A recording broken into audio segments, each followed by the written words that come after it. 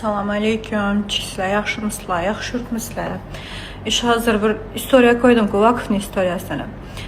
Bu balanı kəsəllikli doğrusunda xalarım boğanına bir aydan vaxt oldu. Bana neçə danışlarım yazdı, işini istoriya koyup bəyin deb. Mən indi bizlərə eminim pulun neden istoriyalar koyuş mümkün məs.